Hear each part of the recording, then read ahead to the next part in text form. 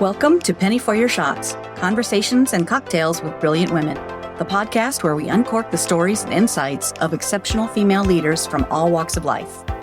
Our goal is to serve up wisdom, tips, and inspiration, and to support each other in rediscovering ourselves and what sets our souls on fire.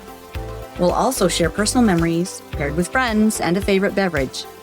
I'm your host, Penny Fitzgerald, and I believe that the best stories are served up over a glass of wine or a cocktail. So grab a glass, get comfy, and let's pour ourselves into Penny for Your Shots. Beth Matthews is a real estate professional and owner of Envision Real Estate in Buffalo, New York. She's a distinguished leader who believes in creating a positive work culture for her team while achieving ambitious sales goals. She leads by example and is also committed to lifting other women entrepreneurs. She took a break and disconnected from work for a weekend to explore what truly makes her happy. She came away with 4 pillars, 4 areas of her life and work that she truly values. Naming and claiming these pillars gave her the permission she needed to say no to the things that weren't really of service, and to restructure her business, team, and life to be in alignment. Saying no to those things really opened her business and her life to allow more abundance and greater service for others. Through this process, she also shares how to set aside outside expectations and pressures, how we can live a life that we design rather than one that we think is expected of us. If you feel any of the pressures Beth and I talk about, consider chatting with someone with experience in working through these obstacles. I'd be honored to have a chat with you and help you find your joy and discover what's next. You can contact me through my website or social media sites. Beth also shares some fun and surprising stories from the real estate world. I hope you enjoyed today's episode. Here is Beth Matthews. Hi, Beth. Hi, Penny. How are you? I'm good. How are you? Great. Thank you. Good. It's nice to meet you. Nice to meet you, too. I was reading the description of the podcast like a week or two ago, and I was like, oh, my God, this is so up my alley. What a great concept. Oh, thank you. Thank you. Yeah, I just want to tell women stories and lift you up and support each other and have a fun time doing it with cocktails. Yeah. Why not? Yeah. Tell us a little bit about you. Sure. So I jokingly say I'm a reformed drug dealer legally. I was in the pharmaceutical sales field for several years, and the corporate environment wasn't my cup of tea. So I had dabbled in real estate when I was completing my bachelor's degree, really just as something to do to make a little bit of money while I was finishing school. And then I kept being pulled back to it. So I ended up returning to the industry in 2008, 2009, which was not an ideal time because the market was really cool. Yeah. But I pleaded with my husband at the time, and I said, just give me 2 years. If I can't replace my income and not disrupt our lifestyle, I'll give up the dream, but I have to at least try. And I figured if I could make it when the market was down, then I'd have longevity. So here I am, 15 years later, and I think it proved my point. That's fantastic. Congratulations. Thank you. So, and you're in Buffalo, right? In the Northwest New York? Yeah, upstate New York, good old Buffalo. Yeah. Love the community. I just don't like winter, which I know is counterintuitive. Same. Yeah. Where are you located, Penny? Well, I'm in Iowa for summers and grew up here. And like you, I'm not. The older I get, the less I like cold and snow. Yep. Yeah. So we bought a place in Sarasota, Florida about 7 years ago. Nice. Yeah. And so we get there when we can. And I'm there more often than my husband because his work requires him to be here works with farmers. So he'll be here during planting and harvest seasons. But like in the winter months, he can be down there for a few weeks anyway. He can be down there with me. So And you have the flexibility to. Yes. Wow, it'd be beautiful. I'm about 3 years behind you. My youngest is a freshman in high school, and I've been counting down in winters in Buffalo since she was little. Oh my gosh. Yeah. Well, that's an exciting time though to see them in there. Yeah. One is a freshman in college. Well, she just finished her freshman. Nice. She got home Friday. Yeah. And then it's a freshman in high school. Oh, good for you. Those are fun. That's fun. Fun, exciting, and also a little stressful, maybe. Yeah, everyone's like, "Oh, I'm so excited to have Ava home for the summer," and I'm like, "I don't know, talk to me in a week." Like Yeah. we separately for a year, and Yeah. she has a level of independence now that it's hard for me to enforce, the curfew Yeah. things, and so I'm like, I don't know, we'll see how it goes. It's different. It's kind of, yeah, navigating the changes through all of that. I call those my gin years. Whatever it takes. Whatever it takes. Yeah. Yeah. We have two boys, Okay. and they are now adults and both living on their own, very successful, and we're just so proud of them. And they're super fun to hang out with. They're very fun people, and gosh, we're we're very fortunate. I think we have one with a family in Rolling Meadows, just outside of Chicago, one of the suburbs, and the other's in Mumbai, India. Wow. Yeah, yeah. So we'll see him this summer, though. So I'm really excited to see him. He That's teaches awesome. school in an American academy there in Mumbai. So yeah, we get to see Very them. cool. Yeah. Yeah, I like my kids as they get older too. Like they're Yes. fun to hang out with, and they need you when they're little, but they need you in a different manner as they get older. And Absolutely. Yeah. Yeah. Navigating all that, and for them too. They're learning their way and yes, finding their path. So yeah. So you're a realtor now and have been doing this for around 15 years or so, you said? yeah, just over 15 years. Cool. Cool. Do you have a certain niche that you work with? Tell us a little bit more about your practice. Yeah, so I grew a team. My business got to a point where independently I couldn't manage the workload, so I was either going to have to take on less clients or offer a lower level of service, and neither of those was really an option for me. So I started to leverage and bring in people to support me. And then it was kind of a training and mentorship. So they got a lot of on-the-job training that way. Over time, I ended up going independent and actually running my own brokerage. The broker I Nice. was acquired by a big company, and it started to feel a little corporate to me again. So which I needed to venture out on my own. And then just recently, I made the decision to contract to more of a team dynamic and align with a new broker, and largely because the marketplace is shifting, and there's a lot in the news about the National Association of Realtors and lawsuits, and I'm like, that's not why I got into this. I don't want to deal with all the legalities and the liabilities. There's even some of the operational stuff isn't really my specialty and what I love to do. So I was fortunate. I was looking at some options, and I found a brokerage that I felt was really aligned with me. And so it's been a journey, but it's been a lot of fun because I think through that process, I really had to become honest with myself about what I enjoy, what I don't enjoy. Sometimes there's some ego involved. Like, I'm the owner of this business. And then 6 years in, I think I don't even care. It doesn't even sound like it's as much fun. And it forced me to get back to my roots.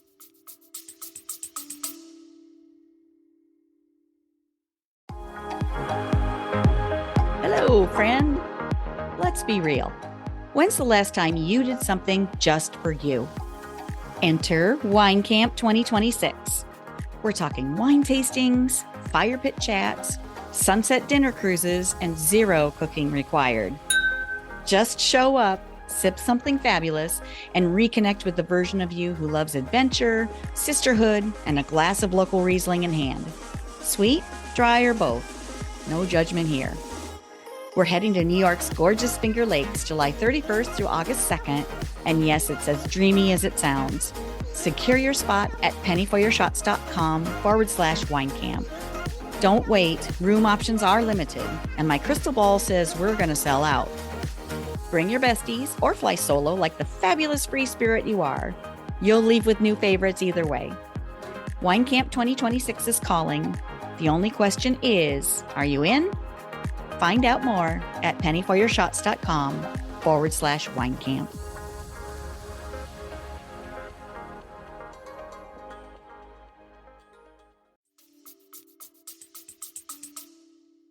What does bring you the most joy? What do you love the most about it? So I have a great coach, and one of the things he had me do is to actually disconnect for a weekend and do a lot of reflection, visualization, and say, when were you happiest? And try 4 focus areas in your life that you want to focus on. I love working with buyers and sellers. I still love meeting clients, helping make the deal and get them through that phase of life, which is usually prompting somebody to move. I love training and developing agents. I love my family and creating memories with them. So I want to be with them. And then I need to focus more on my own health and well-being, because that definitely took a back seat to everything else for a number of years. Yeah. So I've now designed my life and my calendar around those 4 pillars, and I work very hard to say no to anything that doesn't fit in those 4 pillars. That's amazing.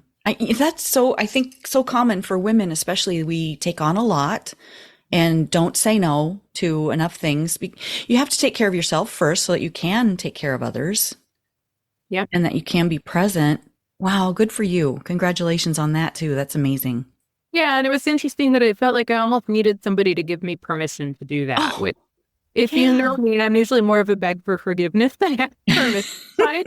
But you start to kind of take on this identity of what people expect of you. I had a very hard time separating who I truly was and what I truly wanted from the role that I played, the title that I had, the expectations of the people around me.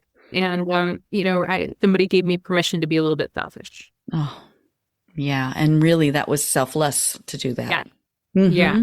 And I think everybody's happier, for some people. I bet. Well, longer the right fit for them, and they got to move on and find the path that makes sense for them. And that I'm still in alignment with, we're thriving and having fun at work. My family's happy because there was a period of time where my fiance is like, I've actually forgotten what it's like to see you smile or hear you laugh. Oh, wow. Yeah. That hit you. Yeah, it did. Yeah. And how hard was it to unplug? Very.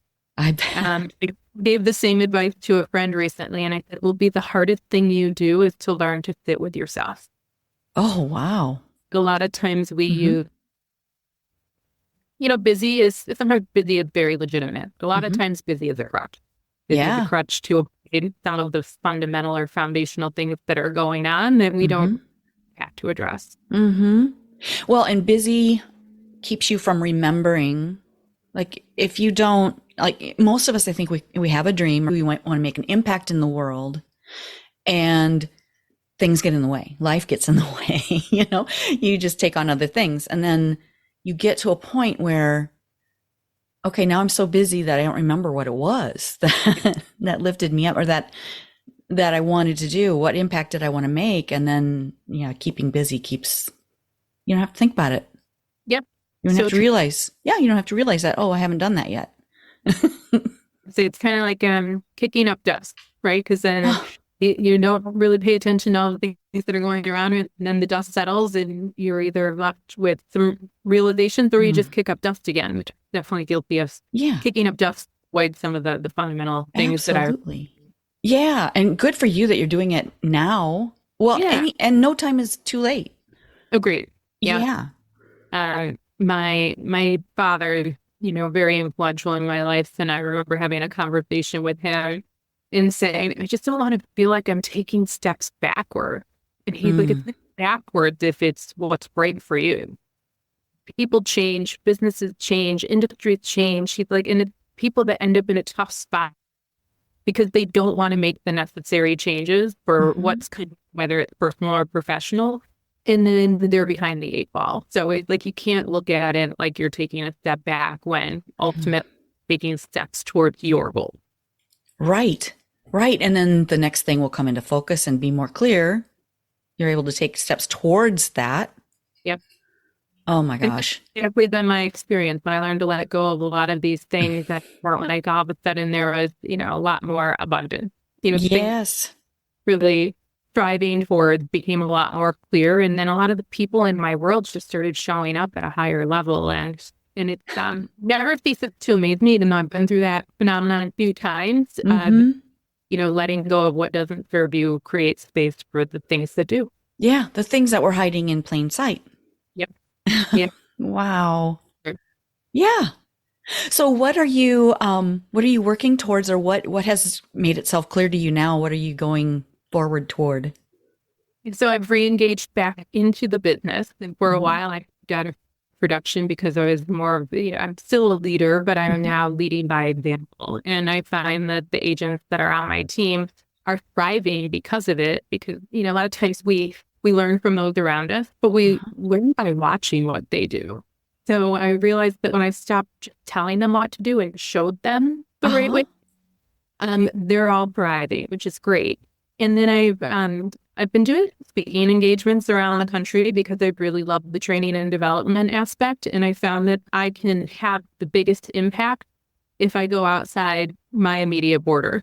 And the way things work now with Zooms and everything else, there's so much accessibility to help people. And I remember what it was like getting into the business. It's a very interesting industry because my competition today could be my ally tomorrow when it comes time to try to make a transaction work. And but it's a little bit guarded, where nobody in my office when I first joined wanted to know my name when I was a brand new agent. And we kind of said, well, there's such a high turnover that we didn't pay attention to any, and that there was oh my gosh, like they were around for 6 months or more. And when I started building my own team, I decided that I didn't want to take that approach. I wanted everybody to feel welcome. But that also comes with, there's a standard to be in our world. We operate at a very high level, and it's okay if you're a little bit more of a hobbyist, but it doesn't fit our model. So I'm getting into alignment with what my standards are. I find that I'm attracting the right people. And then even beyond, Western New York, I have a tendency to go to a conference and just find people that are operating at the same level and learning and growing together and sharing with each other. And it's fun again. Yeah, it has to be fun.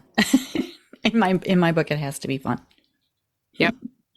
Well, and I've heard too that you're the sum of the 5 people you hang around with most. So that's super important to be around to create that standard, and then to have it around you. Everyone elevates, I believe. 100%. And it's something I've become very cognizant of in the last probably 6 months as I've traveled. I joke now, I'm like, I get on a plane to be around my friends. And, but it's so uplifting in so many ways because I'm surrounded by people that are showing me what's possible. Yes. The vision and the accountability. Yes. Yeah. And we're all cheering for each other. There's no animosity or scarcity mindedness. They're the first ones to cheer me on and vice versa. And there's a level of openness and vulnerability that I can share with them because there's no judgment. They're like, yeah, we went through that, and here's how we got through it, or here's avoid the next step or next pain point. And I find that as I continue down this path, I'm attracting a lot more of those people. Oh, that's great. Wow. What would you suggest, or what advice would you give to a new agent that wants to follow in your footsteps? I think any new agent needs to understand that this is still a job. And I don't mean that in a bad way, but I think a lot of people are like, well, I'm going to get my real estate license because nobody's going to tell me when I have to be in the office and when I don't. We are all independent contractors, so that's very much true. I cannot tell you when to show up and when not to. We'll do that. Part-time effort will yield part-time results. And also, there's a lot of different models of brokerage, team, and a few things in between that I think sometimes the new people get really fixated on what their commission split is going to be with their brokerage. And I encourage them to look at the denominator, because they may offer you a higher split, but if you're not receiving any value in return, you really do need a higher level of support when you're first getting started. And I'm guilty of that. I'm speaking from experience from going to the brokerage that promised me, the top dollar, but really what that meant was I independently was responsible for all of my training, all of my education, and I really didn't have any guidance. So various models. They work for different people at different stages of their career. But I do think for a brand new person, they need to find somebody that can offer a high degree of training and mentorship. Right. Yeah. Well, you gain some of that with experience, but how do you, as a new person, how would you find that without being trained and everybody that has it. Exactly. Yep. Yeah, that's so true what you were saying that I used to tell my team that your hours are flexible, but not optional. Yes. I love that. Yeah. Find when it works for you and your family, but you've got to put in your time and find the right connections and build some partnerships. Yes. Yeah. And the partnerships are valuable. I did very independently for a good portion of my career. And I realized that I was making things harder on myself than I needed to. There are plenty of people out there that you can get in alignment with who are going to show you the way, let you learn from their missteps. And now I get to pay it forward. Oh, that's great. Yeah, I think in any industry, you have to build the relationships, and those are what's going to sustain you. They're going to encourage you and support you, lift you up, and you can pay it forward. Absolutely. That's the goal. Nice. All right. So you're licensed in New York then, of course, but are you able to sell in other states, or are you focused mainly on New York, or are you growing in other areas? So right now I am focused on New York. And it's interesting because I am licensed across the state, but the Western New York or upstate New York market is very different than downstate Manhattan. I bet. So I don't venture, it's a very long drive. It'd be a different environment in terms of how their process works. But my objective, the brokerage that I'm with, is licensed across all of the United States and most of Canada. So I do have the option to expand. And so my next step is likely my intention is to get licensed in the state of Arizona. Nice. I'm looking forward to not spending winters in Buffalo. Yes. I'm able to start up in college out there, and I've made a few trips, and I like the area very much. So ideally, I'll get to when the market's quiet in Buffalo is when there's a lot of snow. We're a very seasonal market. So then I can hop on a plane and operate out of a warm climate and then return in time for our busy season and our summers, which are beautiful. That sounds like a perfect plan. Yeah, it's not the plan you have, Penny. Yeah, kind of. Exactly. I love it. Yeah. And that we can make our own choices there. I feel so grateful for that. Yeah. I mean, I joke now, like I'm completely unemployable after being self-employed so long that can you imagine having to go back into a more traditional environment? And yes, many times I work longer hours, but it doesn't feel like it because it is on my terms. Exactly. Our terms, and we're working with people we choose to work with. We're having fun along the way. Absolutely. I just saw on your social media that you were recently in Scottsdale. Did I see that you had a speaking engagement there, or you won an award? I was with a group of women. There's a group that I'm a part of called She Inc. And it's not all real estate professionals, although there's a healthy number of us. And it's high achieving women that are all supporting each other and learning everything from how to be more mindful and healthy to how to generate wealth. And it was a blast. I think sometimes we all say it can be lonely. Actually, when you end up, kind of evolving beyond a group of friends that you previously had, that when you put yourself in rooms with people that are all doing things that you strive for or that you can help with, it's magic. You can never have too many friends either. No. And these women are great. And it's most of us were meeting for the first time that weekend. Wow. They, without a shadow of a doubt, I generated some lifelong friendships from being with like-minded women. Oh, that's so important. Yeah, it's powerful. Yeah, absolutely. Yeah, I feel like you have friends that you've had for life, but they may be in a different place in the moment. And, I think that happens so commonly. I mean, some of us have had children, and our kids' parents become our friends. And then, you get back to like who you hung out with in high school, who you had friends with in college, and reconnect with some of them, and some of the friends you've had through businesses. And yeah, they're all important in different ways and lift you up in different ways. Absolutely. And Nice. sometimes we put a lot of negative pressure on maintaining the friendship to the caliber that they were. But the reality is grow and evolve. And I can honestly say that there are people that have been really important in my life that we may not be as close today. But that's okay because I was on and they were on a path and I still have nothing but love for them. Absolutely. That, but sometimes the outside perception is, oh, well, you used to be so close. What happened? And it's like, well, life and some changes happen. Yeah. Yeah. And it doesn't negate the friendship that you had, or doesn't diminish that in any way. It's just a different season of our lives that are. Yeah. Yeah, absolutely. Well, what things have I not asked you that you want to share with people? Oh, wow. Well, we haven't talked about our favorite drinks yet. No, okay, of course not. Yeah, we'll get to that for sure. We will get. I think one of the things that I've been sharing a lot, and we talked about it early on, is, to really take a step back and not be so focused on what the expectations of you are. I said for a period of time, I felt like I was playing the role of myself rather than really being myself. It felt funky. Like I went from a place of truly loving what I do and loving the people that I was doing it with for a number of years. And then all of a sudden I was having the Sunday night scaries. Like I remember like the last time I dreaded a Monday morning, and it was hard. It was hard to come to terms with that. And and that I considered just walking away from the business and handing it over to somebody else.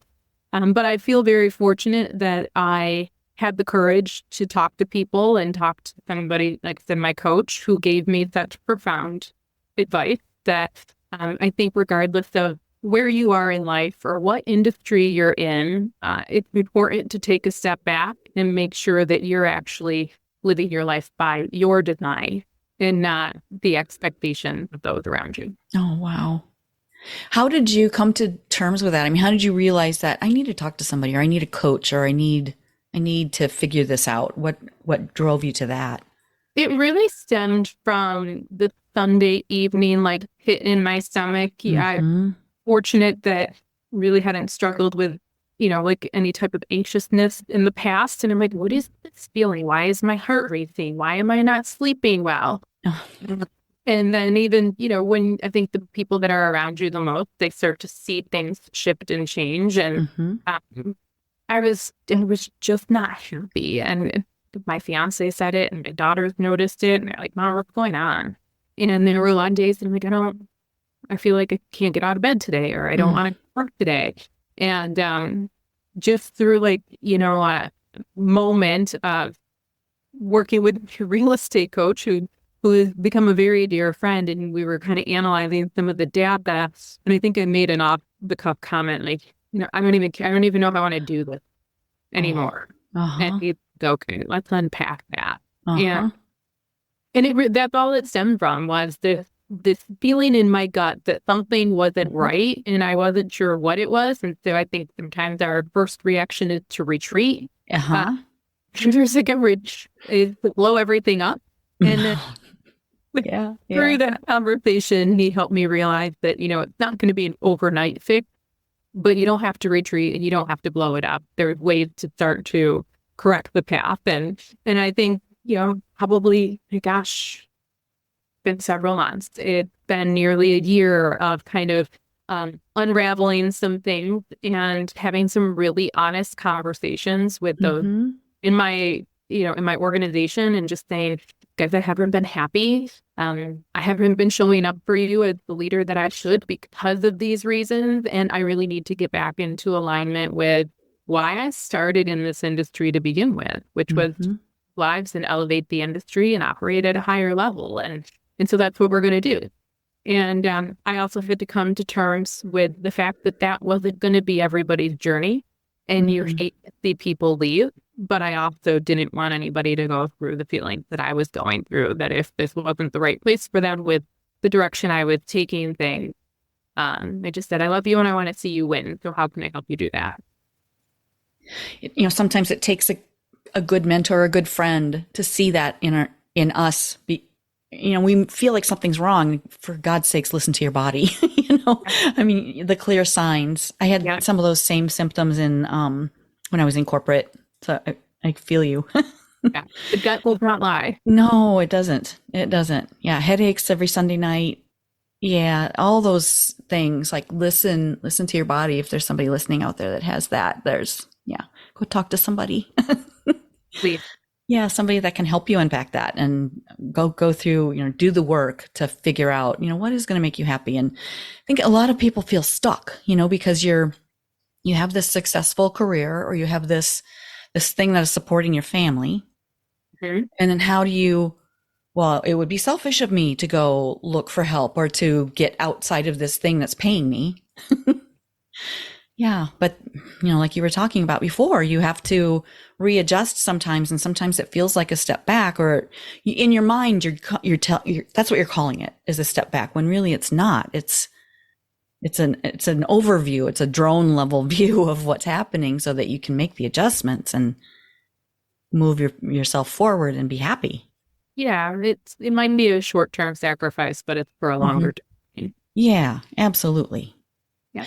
Yeah, and it's not a selfish thing to be happy, because the happiness comes first. I feel like when you're in a place where you are whole, that's when you start making the shifts in what you're doing. If you're happy, you're moving towards something that's going to continue to pay you and to be, supporting your family. Absolutely. Mm-hmm.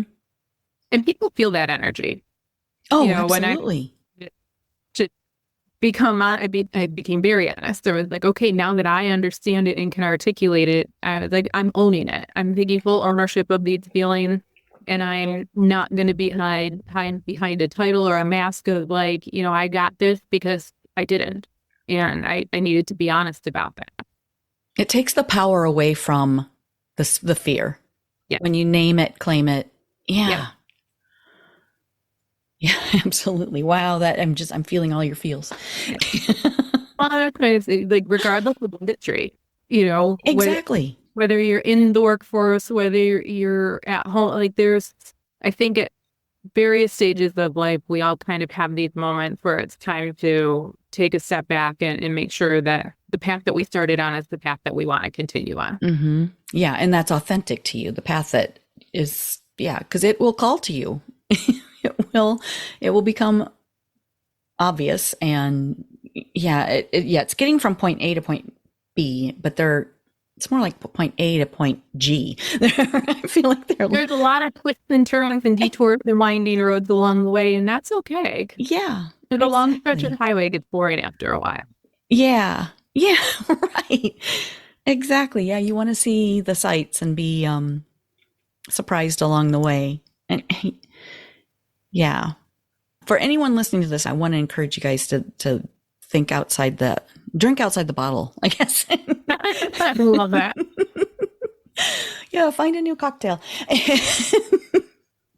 Yeah, because it's scary, right? I mean, stepping out of that comfort zone and what and where do you start? And, you can find a coach that is aligned with what you want to do, or you can read some books or start journaling or go online and search for people. There, a lot of us coaches out there on YouTube and having podcasts. All of the above are valuable. I'm an avid reader, and I say all the time, I think the book is the most generous gift that somebody will take their knowledge and expertise, repackage it, and share it for $20. I love that. That's a great way to look at it. And it's so true. And there's something for everyone. Yes. Yeah. So, let's talk about those cocktails. What is your favorite? I am a red wine drinker. Oh, that's my girl. stems back to my ex-husband was active duty Army, and so he was deployed for a good portion of the first few years we were married. And I was incredibly fortunate to find a group of strong women, and we supported each other, and I'm still close with several of them. But my best friend in the world to this date is somebody that I met at 21, 22 years old. Had a ritual of every Thursday night. We'd get together and we'd watch Desperate Housewives, and we'd share wine. I love it. I love it. It's forever been my go-to. I don't drink as much as I used to, just in terms of alcohol in general. And I found like I love the ritual of certain things. So I'll grab an NA beer or I'll have a mocktail, but yeah, nothing replaces the whole thing when it comes to a nice bottle of wine. Yeah. So that's more of the nostalgia. And recently I have been introduced to Aperol Spritz, which is great. It's my summer go-to. Fantastic. And I actually had my first one in Paris. So different level of nostalgia, but I took my oldest daughter to Paris as her 18th birthday / high school graduation gift. And in Europe, the drinking age is whatever. Yeah. So it was kind of interesting to be sitting in this cafe patio and then watch the Parisians and share an Aperol Spritz. And it was one of those moments that I looked around and said, this is a pinch me moment, something that I'll remember forever. Fantastic. Yeah. Oh my gosh. Yeah. It brings so many memories when you're sharing a good glass of wine or a cocktail with a family member, friend, fabulous location. And if you're not enjoying the company, you just keep drinking and then you won't win. You're a problem solver. Absolutely. Yes. Absolutely. So what's your favorite red? Do you have a favorite? So a kind of an old reliable is I'm a Cabernet drinker normally, and I'm a big fan of Justin Cabernet because I find it's a nice price point that I don't feel like I have to save it for a special occasion. Although it said to me recently, stop saving the best bottles for the special occasion. Like that those should be the ones that you just enjoy, period. And I was like, yeah, I can get behind that. So Justin, probably my go-to. But Penny, I feel like you have a few that you could recommend to me. Oh, absolutely. Yeah. And Cabernets from all over the world are, you have lots of different regions to draw from. Yeah. Yeah. Well, and like your friend said, you don't have to wait for a special occasion, but I have my wines that I drink, like my Tuesday wines. Yeah. Yeah. And then something a little more elevated when you have a friend come over but it's fun. It's you with Justin. I feel like that's your house wine. You could call that your house wine and exactly. It's elevated already. Yeah, and people will feel special. Enjoy the ritual. We do a date night at home once a week. Oh, nice. Have a nice meal and a glass of wine and just sit and catch up and see where we're at and in our lives. It's my most favorite things to do. That's also important to stay connected, and to have that ritual and to share a glass of wine while you're chatting and catching up. That's amazing. Definitely. I heard another coach talking about having money dates, and they open a bottle of wine, have a glass of wine. They talk about financially, what do we want to do this week, and where do we want to go, and what do we want to save, and what do we want to spend on? And it's just this casual conversation that they have rather than making it a thing, making it a big thing. And then their children are seeing that, and they're not afraid to talk about money. That's amazing. I love it. Yeah, I don't know how did you grow up in a household that was pretty open about money matters? Me either. No, and I think it's interesting. My parents both worked outside of the home, and we were in an upper middle class area with great schools. But I think I realized somewhere around middle school that it was a stretch for my parents to have us there. We didn't have a lot of discretion. There weren't really vacations and family trips. But I never felt it, meaning like they never felt the stress of money. But it's largely probably because it just wasn't talked about. I'm sure there was definitely stressful moments with money with my family. was more like realizing that some of the people around me were doing things or driving new cars and things Right. like that. But honestly, I'm appreciative that those things weren't handed to me. I did a whole like proposal to my father with a financial plan on how I could afford my first car. Oh, wow. That's great. So it taught me a lot about Oh, looking at the money without uh-huh. really attaching to it, which I think Yeah. probably maybe not a lesson that they intended for, but Uh-huh. it did. And I like nice things, but I also like to work for them. So Yeah. I think having really honest conversation. There's been times through growing a business and having going through a divorce and things contracting that I've literally had to look at my daughters and say, we can't afford to do that this week. Mm-hmm. And it's Mm-hmm. okay to say that or Mm-hmm. bring them into the conversation. Like, yeah, okay, Yes. if we're pizza tonight, then we're not going to be able to go to the movies on Friday. Exactly. Yeah. So it really wasn't talked about, but I was definitely instilled with working toward what I wanted. Yeah.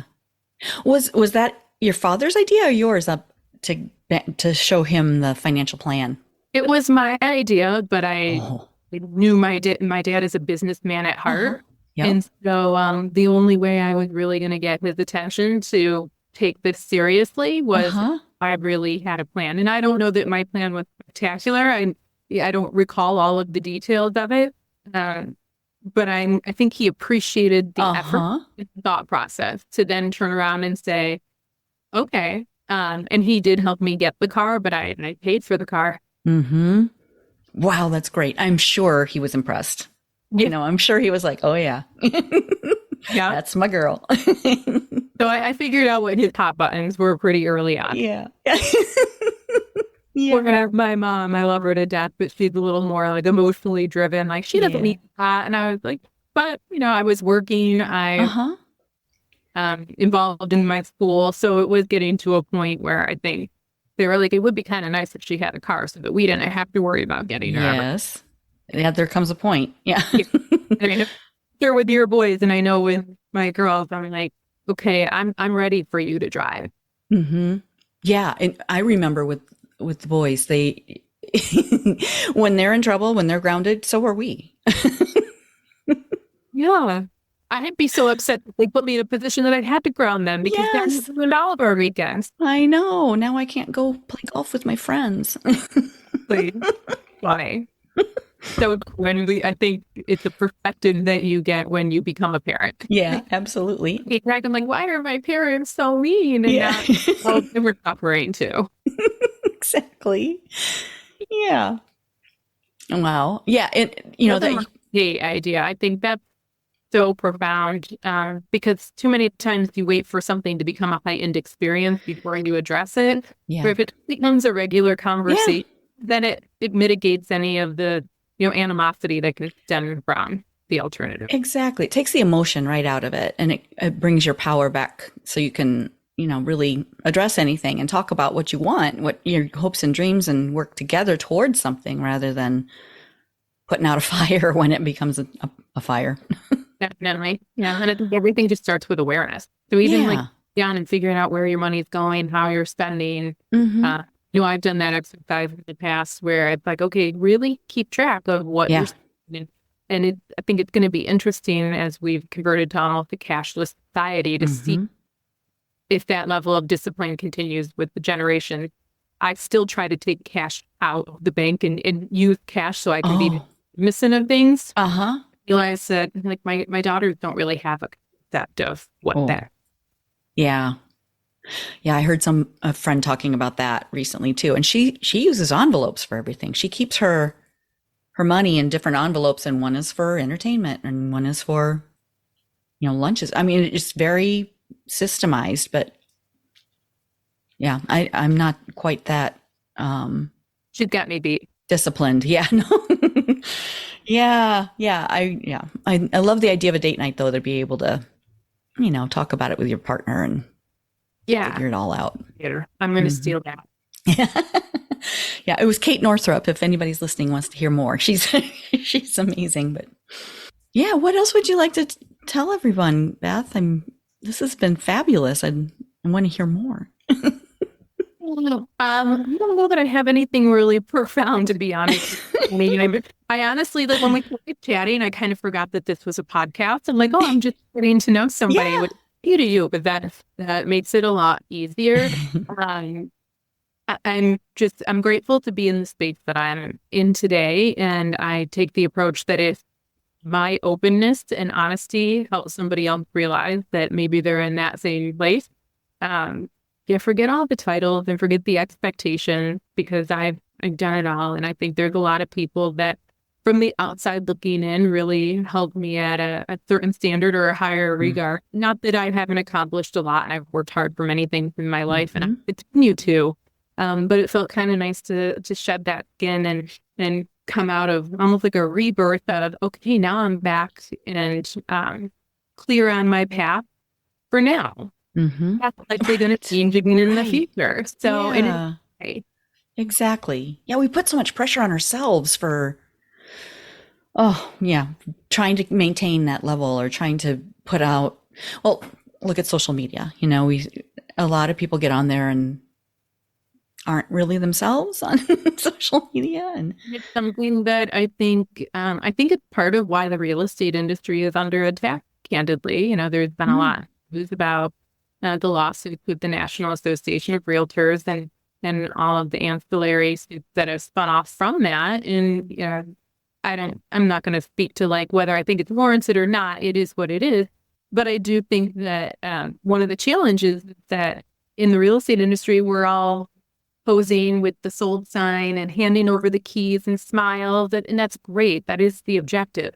But we don't tell the story of what it takes to get there. Right. And there's so much involved. And I think that's true with any industry, that just because we make it look easy doesn't mean that it was. Paying for somebody's experience.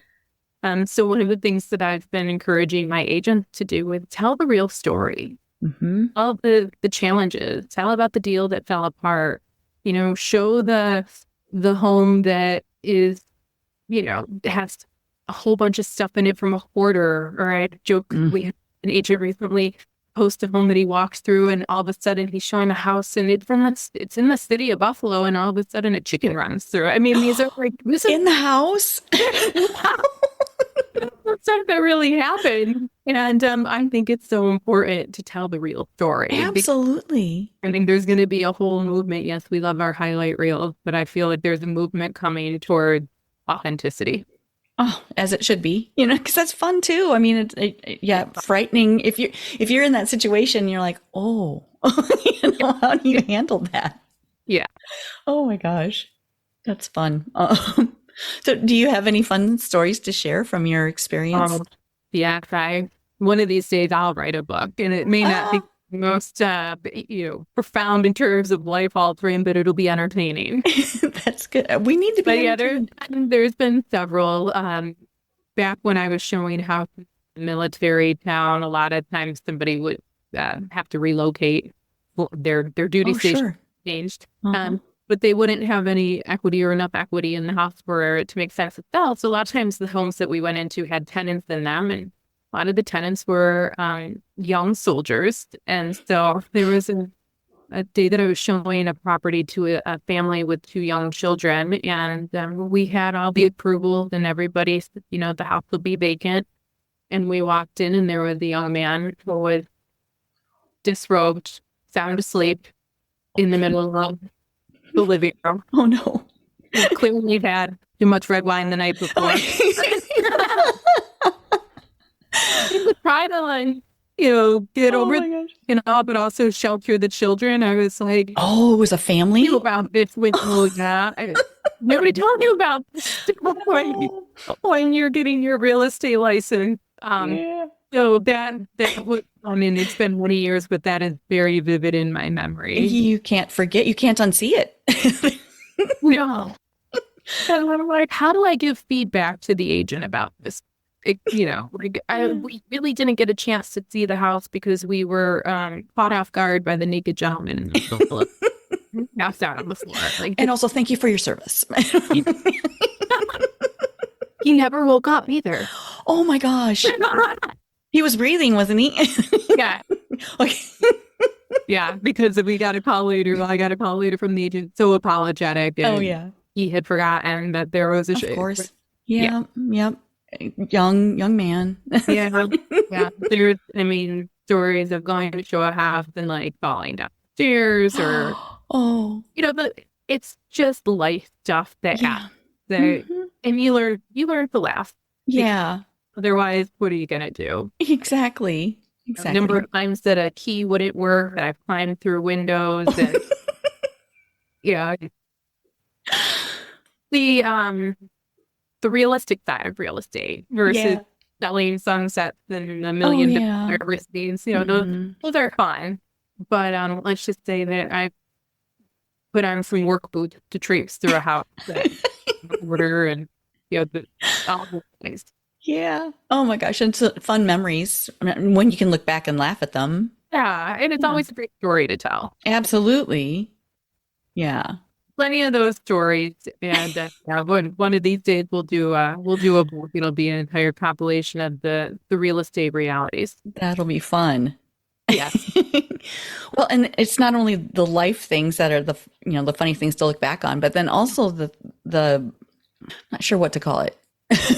The stuff that you go through, like the loan falls through or another buyer comes in and swoops it out from under the other There's a buyer. lot of managing emotions for your clients.